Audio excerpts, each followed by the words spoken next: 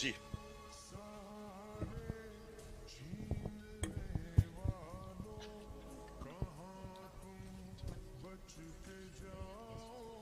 اچھا Assalamu alaikum. I'm Uswai Zainab, a student of 9th Cambridge O1 and a devoted follower and fan of yours. تو یہ ہے میرا سوال کہ آپ اپنی ہر تقریر، ہر خطاب میں یوتھ کو کہتے ہیں کہ ہمیں جاننا چاہیے اور پڑھنا چاہیے، اسٹڈی کرنا چاہیے کہ اسلام کیا ہے، سیرت النبی صلی اللہ علیہ وآلہ وسلم کیا ہے، ریاست مدینہ کیا ہے، ہمارے اسلاف کے طریقے کیا ہیں. تو میرا یہ سوال ہے کہ یوتھ پر اس کا اثر ہوتا ہوا نظر نہیں آتا، کوئی اس کا اثر نہیں لیتا، اور آپ کو نہیں لگتا کہ کوئی ایسا میکینزم ہونا چاہیے جس سے نہ صرف یوتھ کو پتہ چلے کہ یہ ساری چیزیں ہیں کیا، بلکہ کوئی عمل ہوتا ہوا بھی نظر آئے؟ دیکھیں، دو چیزیں. پہلے تو یہ جو مدینہ کی ریاست کا ماڈل ہے، یہ آپ کو سمجھنا چاہیے فنومینا کیا ہے. انفارچونیٹلی کیونکہ یہ مسجد کے اندر باتیں ہوتی رہتی ہیں، لوگ اس کو دین کی طرف لے جاتے ہیں. یہ ایکچولی جو قرآن ہے وہ آپ کی وہ ایک وے آف لائف ہے، اور ساری چیزیں قرآن میں اللہ نے لکھا ہوا ہے آپ کی بہتری کے لیے. جو چیزیں قرآن میں ہیں وہ اگر انسان فالو کرتا ہے اس کی زندگی بہتر ہوتی ہے. تو دو ماڈلز ہیں، ایک ہے مدینہ کی ریاست اور دوسرا ہے نبی صلی اللہ علیہ وسلم کی زندگی. اب یہ دو کیوں قرآن کہتی ہے کہ ان کے ماڈل فالو کرو؟ قرآن کہتی ہے نبی کے ان کی زندگی سے سیکھو، ان کی زندگی سے، اور پھر ان کی سنت اس پہ چلو. وہ اس لیے کہ دنیا کی تاریخ میں یہ دونوں سب سے سکسیسفل ماڈلز ہیں. آج جو مدینہ کی ریاست تھی وہ بیسز بنی تھی دنیا کا سب سے عظیم جو مسلمانوں کا سویلائزیشن تھا، وہ بیس ہوا تھا مدینہ کی ریاست پہ، اور وہ ماڈرن پرنسپلز بنی تھی. ویلفیئر اسٹیٹ، یہ پہلی دفعہ کانسیپٹ آیا تھا. رول آف لا، سارے قانون کے سامنے ایک برابر، کوئی ریشل ڈسکرمنیشن نہیں تھی. آخری خطبے میں نبی صلی اللہ علیہ وسلم نے کہا سارے انسان چاہے جو مرضی آپ کا رنگ ہو ایک ہیں. یعنی وہ ایک ماڈرن ریاست تھی. سب عورتوں کو رائٹس دیے گئے، غلاموں کو آزاد کیا گیا. یہ سب ماڈرن کانسیپٹس ہیں. ٹالرنس، ریلیجس ٹالرنس ہے. یہودی کیس کی جاتا ہے خلیفہ وقت کے سامنے، انتھنکیبل آج بھی. تو وہ سب ماڈرن کانسیپٹس ہیں، اور وہ بیسس بنا ایک ٹوٹے پھوٹے یعنی جن کی کوئی حیثیت ہی نہیں تھی عربوں کی، دو سپر پاورز کے سامنے وہ اٹھ کے دنیا کے لیڈرز بن گئے.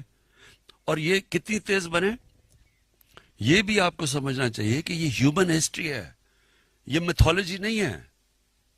یہ 625 میں بدر کی جنگ ہوئی، 313 مسلمان. 636 میں 11 سال کے بعد رومنز کو انہوں نے بیزنٹائن ایمپائر کی شکست ہوئی یارموک کے اندر.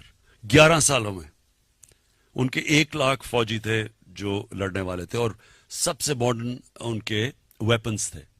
اور دوسری چیز، نبی صلی اللہ علیہ وسلم کی زندگی دنیا کی تاریخ میں کسی انسان نے اچیو کیا ہی نہیں جو انہوں نے کیا. کبھی ایسا انسان کی کوئی اچیومنٹ ہے ہی نہیں آج تک.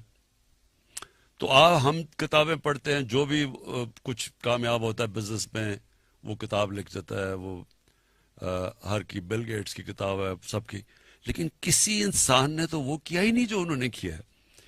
تو یہ تو 100 گریٹسٹ مین میں بھی نمبر 1 پہ ان کو رکھتے ہیں، کیونکہ کسی نے اچیومنٹ نہیں کی. Therefore یہ کامن، میں لوگوں کو کہتا ہوں کہ ان کو سٹڈی کرو، دونوں کو، مدینہ کی ریاست کو سٹڈی کرو، ان کی زندگی کو. کیونکہ اگر آپ نے اوپر جانا ہے زندگی میں تو ان کی زندگی میں سب کچھ ہے. آپ ان کے کیریکٹر کیا، ان کی زندگی میں کیا سٹرگلز آئیں، کیا انہوں نے فیس کیا، تو یہ سب کچھ ہے. تو پہلے چیز تو میں یہ لوگوں کو یہ اس لیے کہتا ہوں، یہ اس سے بہتر آپ کے سامنے کوئی ماڈل نہیں ہے. آپ نے اپنی زندگی بہتر کرنی ہے. اس ملک نے اگر اوپر جانا ہے، ہمیں ان پرنسپلز پہ جانا پڑے گا جو مدینہ کی ریاست ہے. اب آگے سیکنڈ چیز، آپ نے کہا جی کچھ فرق نہیں پڑا. آپ کو پتا ہے انہی کی زندگی سے سیکھتے ہوئے 10 سال کے بعد ان کی تبلیغ کے بعد صرف 40 لوگ مسلمان تھے. پوائنٹ کیا ہے کہ یہ اور قرآن کے اندر بھی ایک جو سب سے بڑی صفت دی گئی ہے وہ پیشنس ان ایڈورسٹی، صبر کرنا.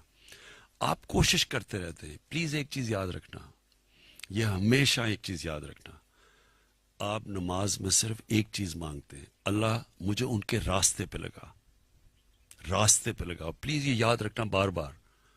وہ منزل نہیں آپ مانگتے کہ وہ جس پہ اللہ نے تُونے ان کے راستے پہ لگا جن کو تُونے نعمتیں بخشی. سو آپ کا صرف کام ہے اس راستے پہ چلنا. کامیابی اللہ دیتا ہے. میں کتنی دفعہ آپ کو کہتا تھا جب سارے ہمارے بےچارے گھبرائے ہوئے ہوتے تھے کہ اب تو کوئی چانس نہیں. عمران غزالی ڈرا ہوتا تھا کہ جی اب کیا ہوگا، اب تو جی یہ ہو گیا وہ ہو گیا. میں آپ کو کہتا تھا کہ انسان کے ہاتھ میں اللہ نے صرف کوشش دی ہے، نیت وہ جانتا ہے، کامیابی تو وہ دیتا ہے. یہ تکبر ہے جب انسان سمجھتا ہے کہ جی میں جیت گیا. جتانا تو اس نے ہے، کوشش آپ کے ہاتھ میں ہے. سو دیکھیں ہم یہ ایک ملک کا ایک بڑے ٹیسٹ سے گزر رہا ہے. یوتھ کے لیے بڑا ٹیسٹ ہے، بے روزگاری ہے، اکانومی نہیں ابھی چل رہی. لیکن یہ ایک حصہ ہوتا ہے زندگی کا، اونچ نیچ زندگی کا حصہ ہے. آپ نے لوگوں کو یہ بتانا ہے. جب لوگ جو انسان ہوتا ہے نا، ایک چیز یاد رکھیں، ہارتا کب ہے انسان؟ ہار کبھی انسان کو نہیں ہراتی. ہارتا انسان تب ہے جب کہ ڈاؤن سوئنگ کے اندر وہ ڈیمورلائز ہو کے ہار مان جاتا ہے. جب تک وہ ہار نہیں مانتا وہ امپاسبل سچویشن سے آ کے جیت جائے گا. جب تک وہ ہار کے ڈائنامک سمجھتا ہے کہ یہ برا وقت آیا ہے، اس سے ہر فیلئر آپ کے لیے آپ کو سکھاتا ہے چیزیں. فیلئر سب سے بڑا ٹیچر ہوتا ہے. آپ سول سرچنگ سیکھتے ہیں، اور جب وہ اپنی غلطیاں دور کرتے ہیں آپ اور تکڑے ہو کے واپس آ جاتے ہیں. یہ ہے زندگی کا سائیکل. تو اس سے گھبرانا نہیں چاہیے کہ ابھی